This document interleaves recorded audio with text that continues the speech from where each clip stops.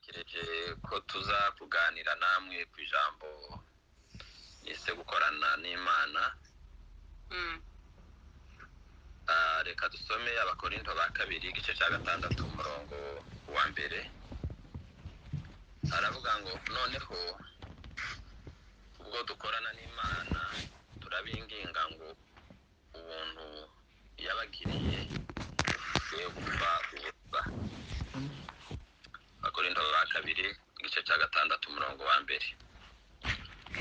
Uyu ni Pawulo wandika kandi yandikira Abakorinto, arababwira ngo ubwo dukorana n'Imana turabinginga kugira ngo ubuntu Imana yabagiriye ikabahindura abakozi bakorana nayo, ubwo buntu ntimupfushe ubusa.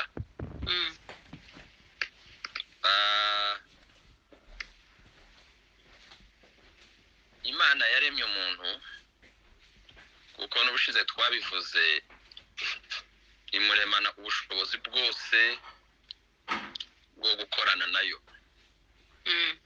Imuremana imbaraga, imuremana ubutware kugira ngo abe ari ku rwego rwo kumva Imana no gukorana n'Imana.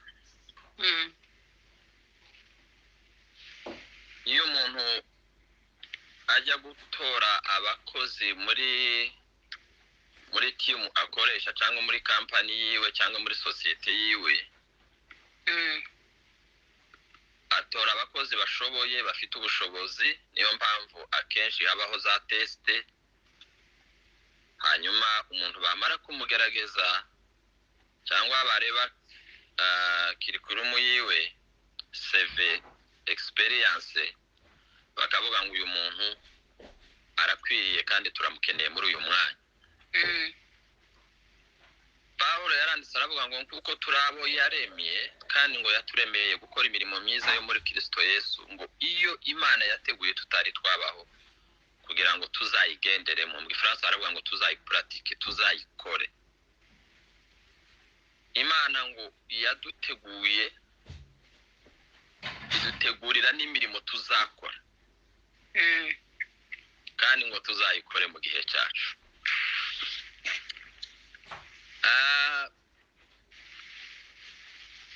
Rimwe na rimwe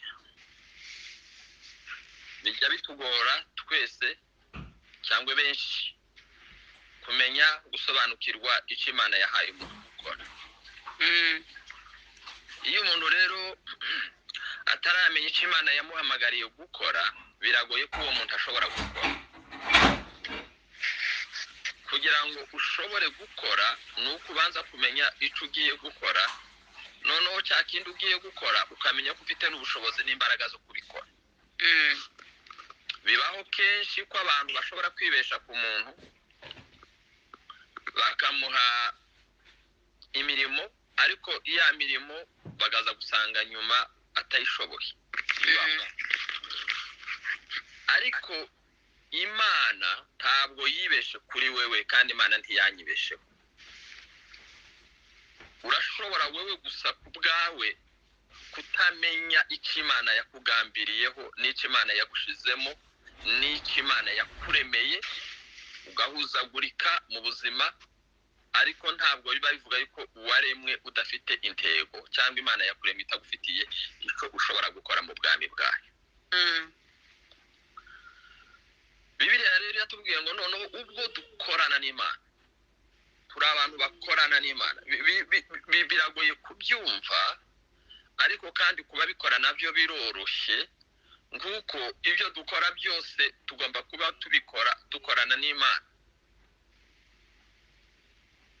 Hari amagambo njya nkunda cyane Pawulo yandikiye Abakorinto, iyo ndi kwigisha hejuru yo kuramya Imana, ubuzima buramya Imana cyangwa ubuzima bwo kuramya Imana.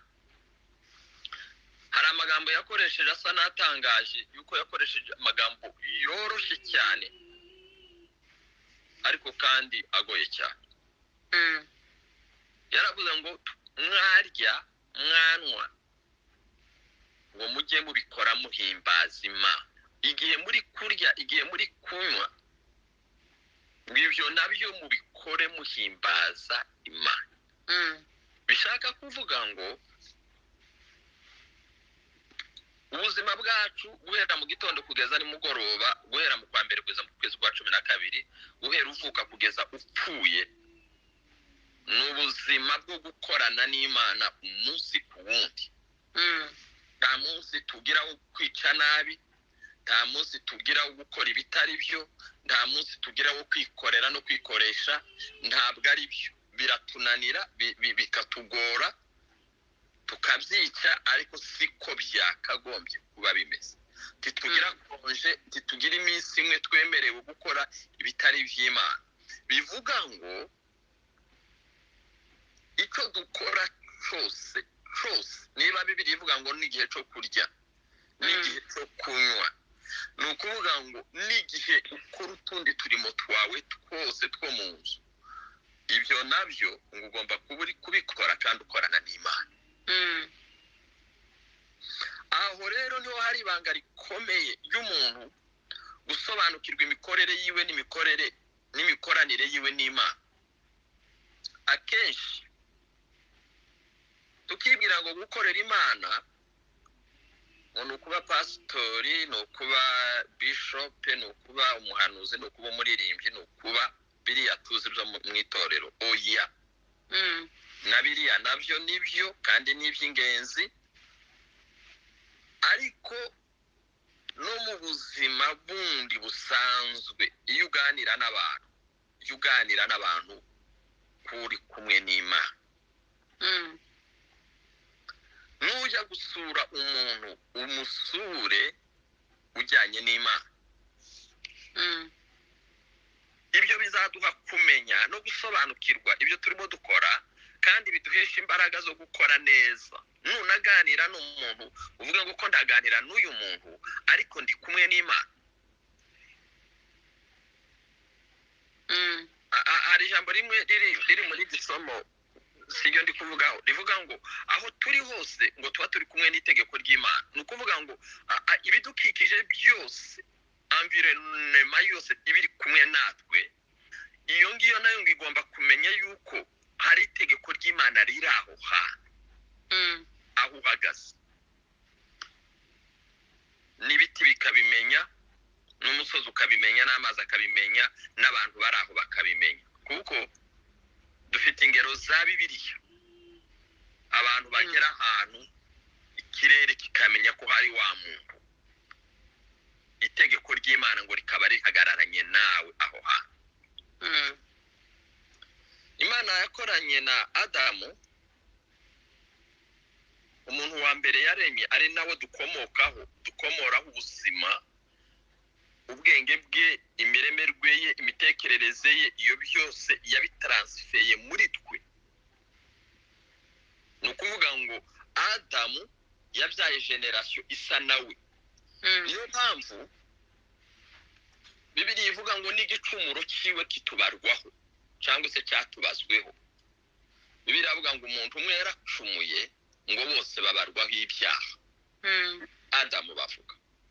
Nimba Imana yarashoboye gukorana na Adamu, kandi nanjye nawe tukaba dukomoka muri Adamu, ni ukuvuga ngo turi urubyaro rwa Adamu, kandi turi ba bandi Imana ishaka ko dukorana nayo nk'uko yakoranaga na Adamu.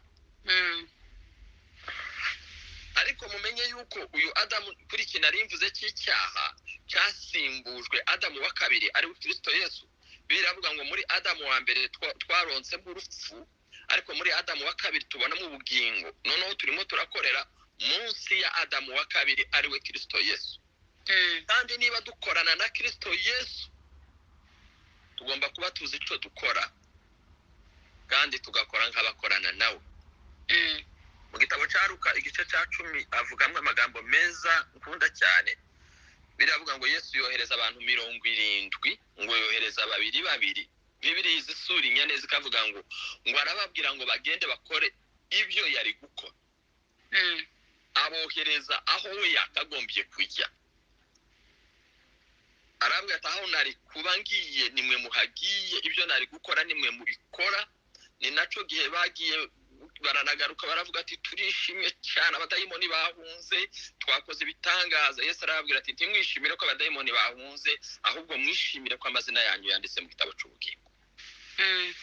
Ikindi Yesu yarababwiye ngo aho muzajya hose mu nzu muzinjiramo yose ngo muzashike mubabwire ngo amahoro y'Imana abe muri iyi nzu, kuko muri gukorana nanjye muratanga ibyo mfite, ibyo nari gutanga nimwe mu bitanga. Imbaraga zanjye ziri muri mwebwe, ubumenyi n'ubushobozi n'ubutware buri muri mwebwe. Nta muntu mu bumuntu bw'umuntu ushobora gutanga amahoro, ariko mu bumana twahawe n'ubumuntu bwa Kristo Yesu buri muri twebwe. Bibiliya iravuga ngo niwinjira mu nzu y'umuntu ngo uzababwire ngo amahoro y'Imana ngo abe muri iyi nzu. Bibiliya ikavuga neza cyane ngo nihaboneka umuntu, ni ukuvuga ngo umuntu ni wa wundi nawe ufite ijya DNA cyangwa se ADN wa mwana w'Imana, ngo nihaboneka umuntu wakira ayo mahoro muri iyo nzu ngo bazayahabwa. Ni ukuvuga nihaboneka umuntu wizera ibyo muri gukora, uwo mufatanyije kwakira ibiva ku Mana ngo azabihabwa. Imana ikorana na Adamu yamuhaye uburenganzira bwo kwita amazina inyamaswa yari imaze kurema. Ngira ngo ibi biraza guhura n'ibyo twize ubushize, ariko ubushize twabivugaga muri sanse yo kuganira n'Imana, kuba umuhanuzi. Imana ivugana na Adamu, ariko aho noneho si cyo ndi kuvuga. Ubu ndi kuvuga gukorana n'Imana, kugira ubutware bw'Imana, gusangira imikorere n'imikoranire n'Imana. Imana irema ibintu, imaze kubirema iravuga ngo ibi naremye kuko nkorana na Adamu, nawe afite icyo yakora muri iri rema. Imana ngo imuha ubushobozi, imuha uburenganzira bwo kwita ibintu amazina. Narababwiye ubushize, umuntu wenyine ugira uburenganzira bwo kwita undi izina ni umubyeyi. Umubyeyi w'umuntu niwe ufite uburenganzira bwo kwita umwana wiwe izina.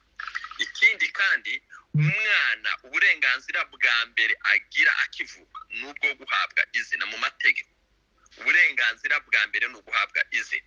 Bishaka kuvuga ngo kwita izina ntabwo ari ikintu gusa twafata nk'ikintu cyoroshe, ni ikintu kiri ku rwego ruhanitse, kuko icyo wise izina kiba kibaye icyo ngicyo. Niba Adamu yarashoboye guhabwa izo mbaraga, ubwo bushobozi, ubwo burenganzira bwo kwita ibintu amazina, Imana ikabyemera, ni ukuvuga ngo Adamu yakoranye n'Imana. Ngo ibintu byose Adamu abyita amazina, kugeza ubwo bamuzaniye na madamu wiwe Eva, nanone Adamu amwita izina. Aravuga ngo iri ni igufwa ryo mu magufwa yanjye, aka ni akara ko mu mara yanjye, azitwa umugore kuko yakuwe mu mugabo. Ahise amwita iryo zina ry'uko azitwa umugore. Imana iri gukorana na Adamu, kandi ubwo bumenyi cyangwa se ubwo bushobozi, ubwo butware, izo mbaraga tizigarukira kuri Adamu. Uriya dusoma mu isezerano rya kera, n'ibyawe n'ibyanjye uyu munsi ufite ubushobozi bwo kwita ibintu, kandi uko ubyise bikitwa gutyo.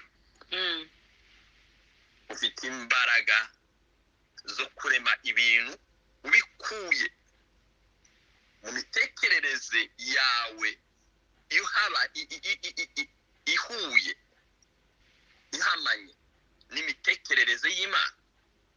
Kuko Bibiliya iravuga mu gitabo cy'Abakorinto ngo twebweho twahawe gutekereza kwa Kristo. Mu gihe rero ufite muri wewe imitekerereze y'Imana, imanuka ikinjira muri wewe imitekerereze ya Kristo muri wewe, ni ukuvuga ngo cya kintu uhaye izina ntabwo ari wowe ugihaye izina, cya kintu uvuze ntabwo ari wowe ukivuze, bwa bushobozi utanze buvuye mu rurimi rwawe ntabwo ari wowe ubivuze, ahubwo biturutse ku Mana, kuko imitekerereze yawe urayikomora kuri Kristo Yesu.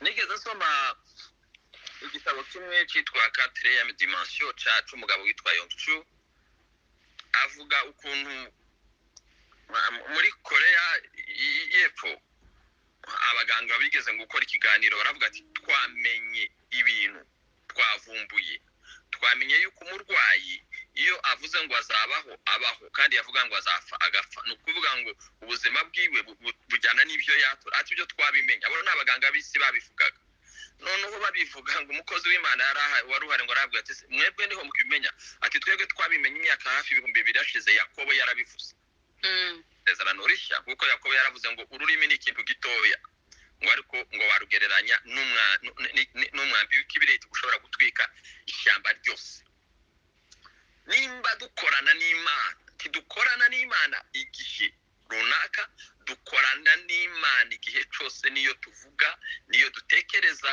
niyo tureba niyo twumva tuba turimo dukorana n'Imana Imana yakoranye na Mose mu gukura Abisirayeli mu Giputa ntabwo Imana yari inaniwe gukura Abisirayeli mu Giputa bivuga ijambo rimwe gusa Farawo atinye Imana ntiyari inaniwe kuganira na Farawo ku giti cye bya biganiro byose Imana yagiye ikorana na Mose hanyuma Mose akabikorana na Farawo suko Imana yonyine yari inaniwe kubiganira na Farawo ariko Imana siyo mikorere yayo imikorere y'Imana ni ugukorana n'umuntu Imana ihitamo Mose kandi mwibuke ko uyu Mose yabanjije gushaka gukora wenyine ibyo yagerageje gukora wenyine biraferinga birananirwa aratsindwa ariko Mose yamenye yuko noneho ibyo agiye gukora korana n'Imana yakoze byarakunze amen yavuye Midiyani abaye adafite ubwoba arataha asubira muri Egypte agenda yemye ahagaze kandi azi ko yasize bamushaka bashaka kumwica nyuma y'abantu bapfuye barwanaga aragenda ntiyanagarukiye mu nzira aragenda aje ibwami abwira Farawo ngo Imana yambwiye ngure ku bwoko bwayo Ubwenge iyo dukorana n'Imana titugira ubwoba iyo twikorera twenyine ku giti cyacu turatinya ubwoba duhinda umushitsi simvuga bwa bwoba hari ubwoba bwiza busa no kuvuga ati ibi bintu ngiye gukora Mana ndabishobora bwa bwoba bwagidiyo buriya ni bwiza ariko no hariho n'ubwoba nyine buva kuri Satani no mu ntege nkeya buriya nibwo bwoba bubi ariko iyo turimo dukorana n'Imana tugenda twemye tugenda duhagaze tugenda tudatinya tuvuga tutajuguma tuvuga twemye twavuga ngo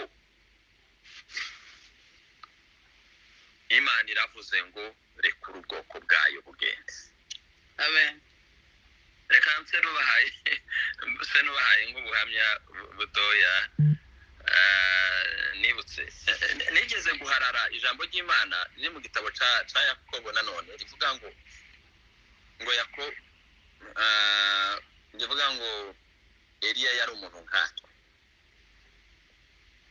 ngo asaba imvura kwitagwa tiyagwa arongera asaba ko imvura igwa iragwa avuze gusa ijambo rimwe iryo jambo murarizi ngomba kurisobanura cyane none iryo jambo ndariharara ndarikunda aho nicaye hose nkaritekereza bambwira kubwiriza kumva aribyo nabwiriza rinzamo numva rirakomeye cyane rirubakitse muri njyewe rivuga ngo Eliya yari umuntu nkatwe none ngenda numva kabati uku nanjye biriya Eliya yakoze nanjye nabikora kuko niko Bibiliya ivuga ngo yari umuntu nkatwe none mbwira uwo twubakanye urugo nabwo njya numvira ijambo n'umujura yo twinjirana nko mu nzu norikoresha akamahinduka kibuye niko numvaga muri njyewe ariko noneho biza gukunda nyine buriya hari ikintu bawizera maze noneho ugasa nkaho uhuye nk'ikigeragezo cyacu kugira ngo bagerageze rya jambo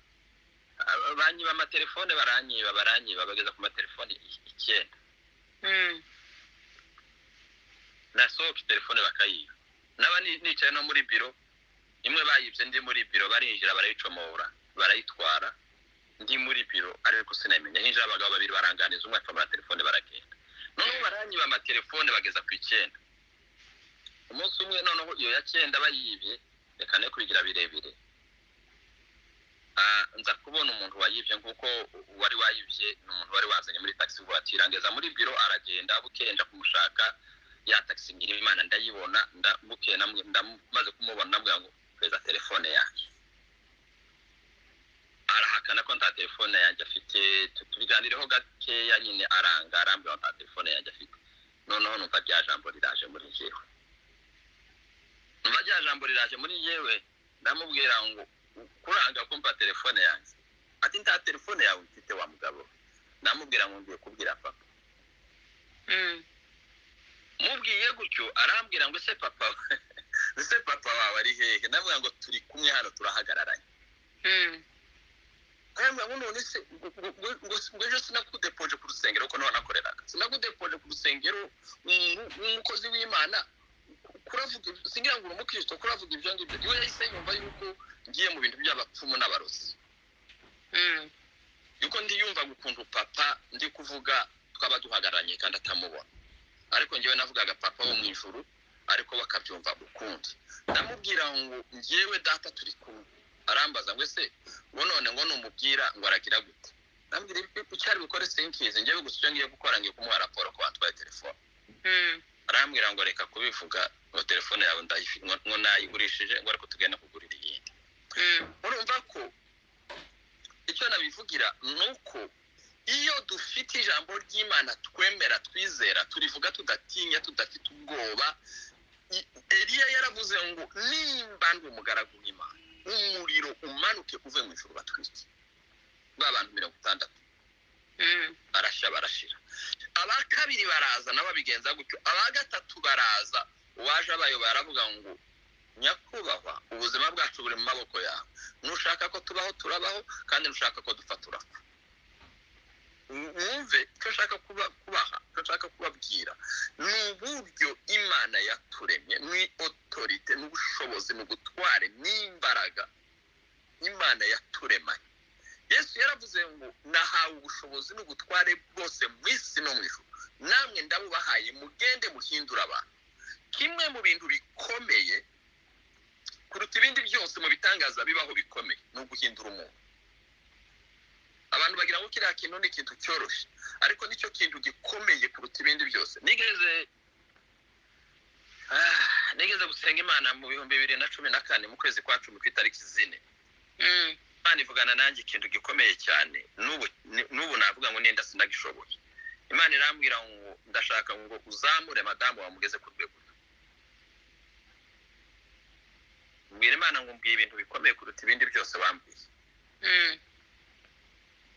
nimba hari ikintu gikomeye n'uguhindura umuntu kandi niba narabizo cyose uko madamu yaragoye guhinduka ariko kuvuga ngo uzamure umuntu mujyane mu myizerere yawe mu rwego wumvamo ibintu nawe yumve ibintu kwa kundi ubyumva ariko Imana yaje kubikora igihe nari ndwaye yazamuye kwizera kwi hafi gusumba ukwanjye ndavuga ngo Imana inzira nyinshi uzukoresha mu buryo bwinshi butangaje Yesu aravuga ngo mbahaye ubushobozi n'ubutware bwo gukandagira inzoka na sikorupiyo ngo ni ikintu cyose cyishira hejuru kurwanya kumenya Imana muzagikandagira mu gishire munsi y'ibirenge byanyu icyo nshaka kubabwira nti nimba dukorana n'Imana ni ukuvuga ko tugomba kwemera ko imbaraga Imana yakoresheje zikorera muri twebwe niko Pawulo yanditse aravuga ngo imbaraga Imana yakoresheje zikorera muri twebwe ngo zazindi yakoresheje ngo ubwo yazuraga Kristo Yesu mu bapfuye ngo nizo natwe dukoresha bishaka kuvuga ko mu mbaraga zose Imana yakoresheje irema isi irema ibintu byose izo mbaraga bizari zikomeye kuruta izindi ngo nizo yakoresheje izura Kristo mu bapfuye kandi ningewe ujye ubitekereza gutya avuga ngo impamvu ahari zari zikomeye kuruta izindi nuko atazuye Kristo wenyine ahubwo yamuzuranye n'abizera bose amen zari imbaraga zikomeye Pawulo arandika aravuga ngo izo mbaraga nizo yaduhaye yani icyarangatekeza akavuga izi mbaraga turabizi ko tuzigira cyangwa turabizi ko twazemerewe cyangwa turabizi ko twazikoresha imbaraga ngo Imana ngo yakoresheje ubwo yazuraga Kristo Yesu ngo nizo natwe yaduhaye amen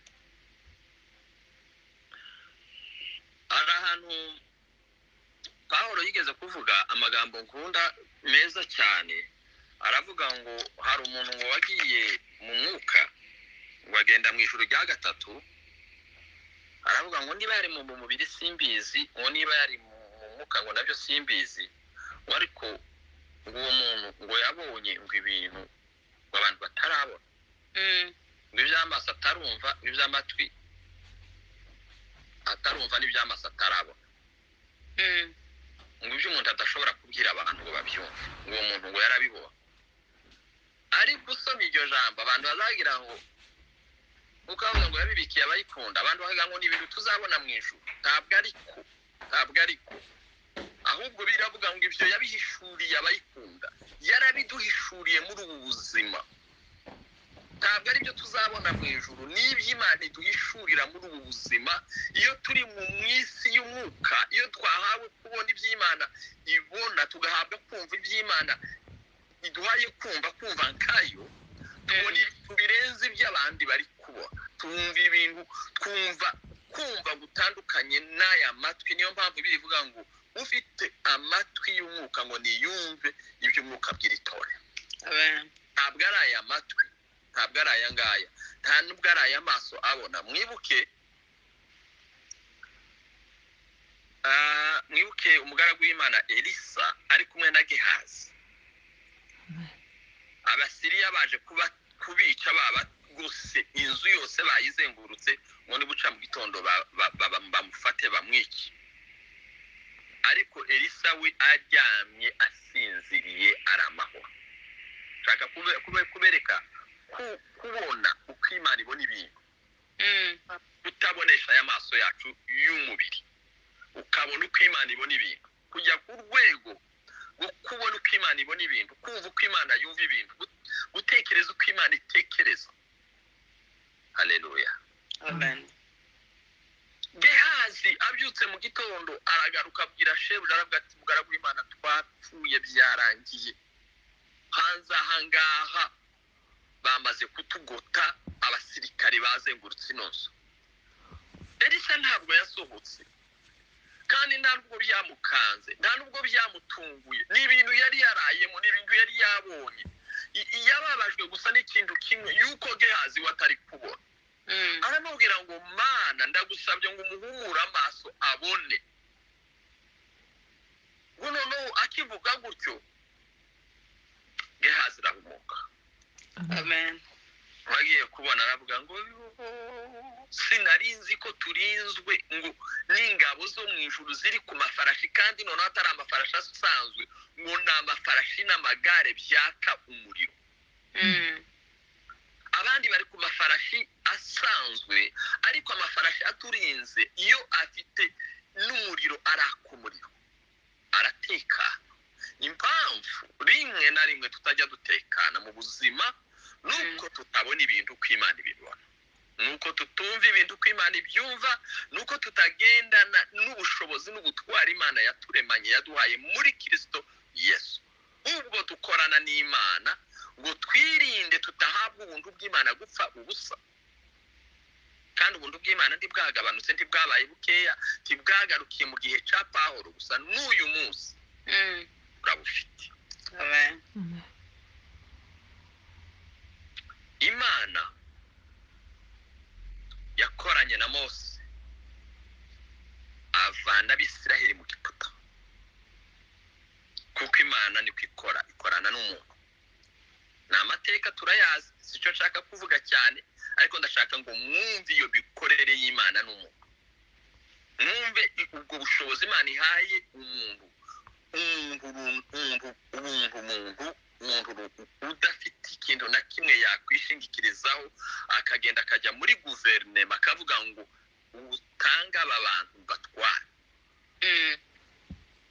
Farawo yakomeza umutima Mose akamubwira ngo haraza kubaho igihano kikaba bwaca hakaza ibindi byago bikaza kugeza ibyago 10 bibaye akagenda akagaruka muri leta ifite ubuyobozi ifite abasirikare ifite abapolisi ifite abaminisitiri ariko umuntu umwe gusa uri gukorana n'Imana yarabanesheje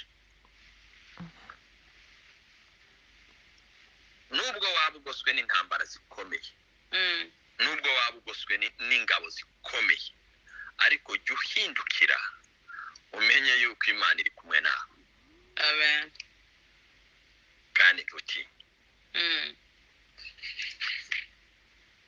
Imana imana yakoranye na Mose ikavana abisiraheli muri kiriya gihugu ishobora gukorana nawe kandi nawe ukavanayo abenshi mu gihugu barimo uburetwa. Imana yabwiye ko izamukuraho abameleki cyangwa se izakuraho abameleki kwisi kubera ko barwanyije umugambi w'Imana.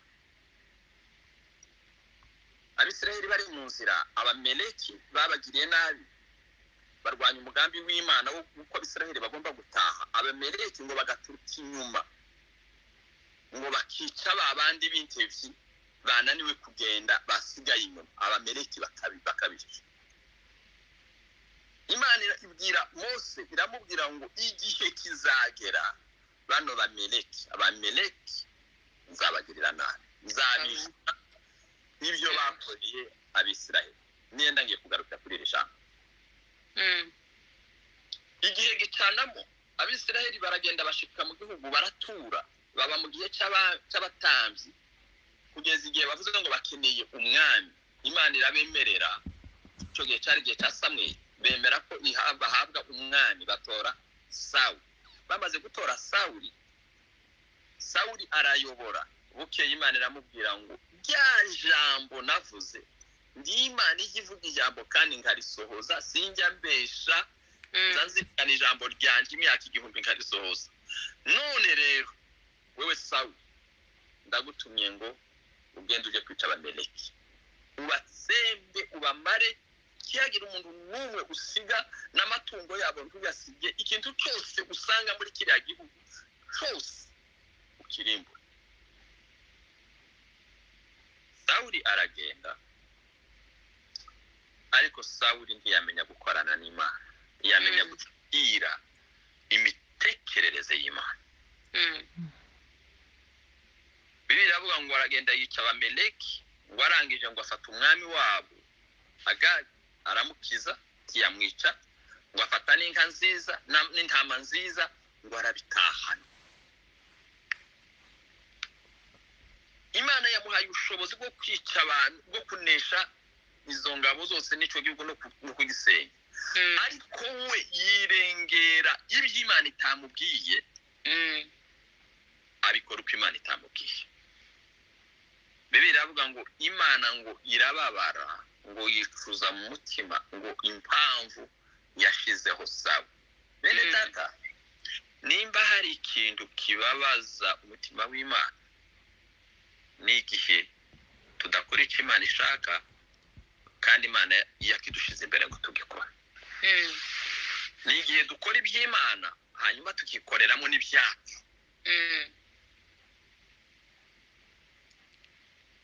Iyo turimo twiga hejuru y'ihema cyangwa inkuge ya Nowa, dusanga uburyo yubatswe n'abayubatse barakurikije igishushanyo mbonera Imana yabahaye.